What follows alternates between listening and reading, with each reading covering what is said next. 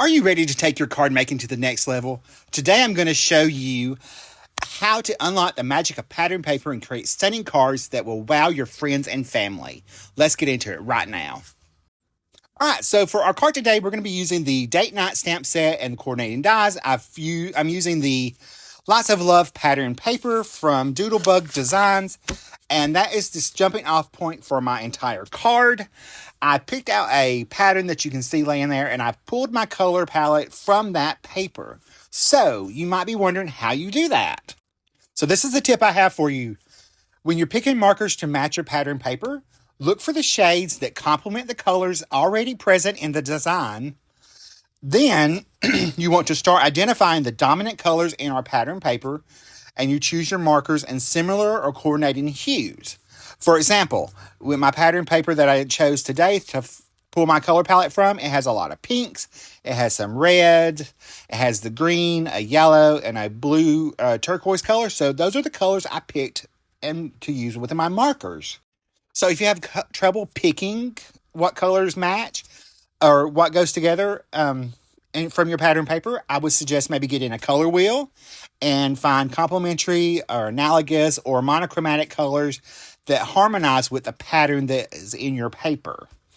Don't forget to test your markers on a scrap piece of paper to make sure the colors match, but also to make sure that your colors blend well to create a cohesive look with the pattern paper. Also, by selecting your markers that match your pattern paper, you'll create a beautifully coordinated project that will impress your friends and family to no end. So you may be wondering, how do I choose the perfect pattern paper to inspire a color palette? Well, it's super simple. You look for a design that resonates with the mood and theme of your project. Like for this one, I wanted something that was fun and playful and had nice and bright colors. So that's what landed me on the paper pad that I picked. And it's date night, so this was a love themed paper pad. So it was perfect coordination to go with that.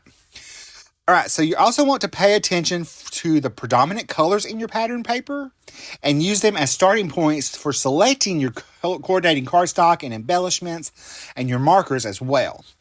And never be afraid to mix and match your patterns to add depth and interest to your design, as you will see shortly as when we get into this. You see my frame that I created, I mixed and matched those patterns to create that added interest and depth. And trust your instincts. That's the main thing. Trust your instincts and let the pattern paper guide your creativity. It's amazing how a simple piece of paper can spark endless inspiration on your projects. So, how do you pick your color palette for your cards? Let me know in the comments below. I'd love to hear how you do it. All right, we're going to jump back to the card for a minute. You can see as I'm coloring up the letters up at the top, I'm still using those same colors that are in my pattern paper and the ones that I've used throughout the rest of the coloring. It just keeps it nice and cohesive. Plus, you're going to see pick those colors up in my pattern paper, but I'm coloring them in a way that has an ombre effect. So I've started with the darkest color, and I'm moving into the mid-tone color, which is super easy with the Triblend markers because you have all three right there.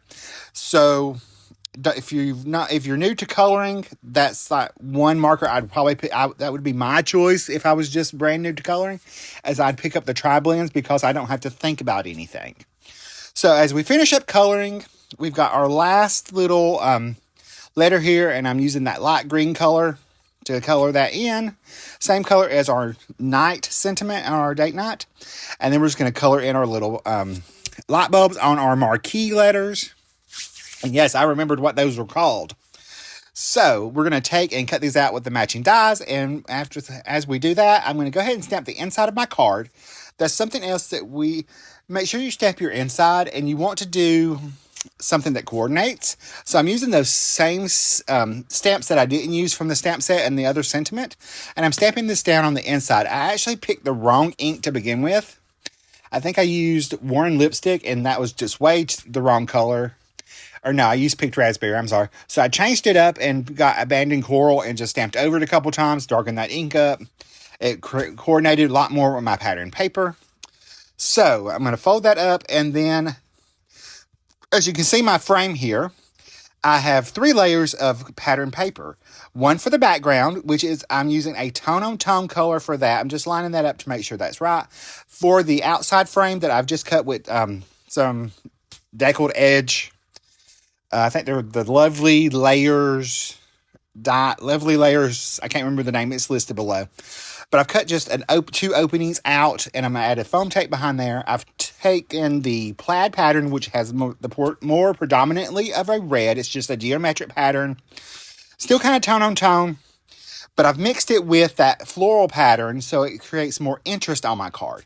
So something I want you to remember, when you're picking your pattern paper, it can serve as a vibrant and eye-catching background for your cards, which instantly sets the tone and theme of your card.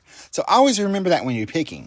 All right, so by using the pattern paper to create the frame, it helps me to add an extra dimension and interest to the design of my card. So that's something also remember when you're picking your pattern papers, that can help you draw your viewer's eye to the focal point of your card, which is going to be our sentiment and our cute little popcorn and drink cup that we have walking hand in hand.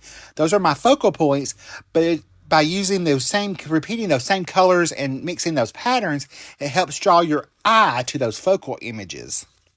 Now, I also want you to remember that pattern paper can also be accents on your card.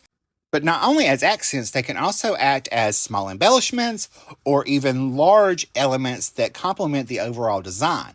Like, for example, if you have like a pattern paper that has a big, large flower on it, you could easily cut that out, or if you're lucky enough to have dies that would cut it out, that was even better.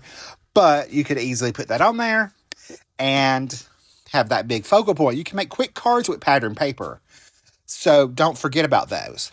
And then I would also encourage you to experiment with different patterns and colors to find combinations that enhance your card's aesthetic and make it truly unique. Because that's one thing that really will take your cards over the top, is by having those aesthetic, pleasing, and truly unique elements that people recognize it as being your card. So, as we've assembled our card, you want to make sure that you have a strong adhesive. We're going to add some little sparkle to this because, we all need a little sparkle in our life. We're actually going to add sparkle a couple times just because. There's a look at the inside of the card. Here's more look at the outside of the card. I hope y'all liked this video. If you did, here's another video that you're probably going to like, and I will see you guys in the next video. Stay crafty, guys. Love you. Bye.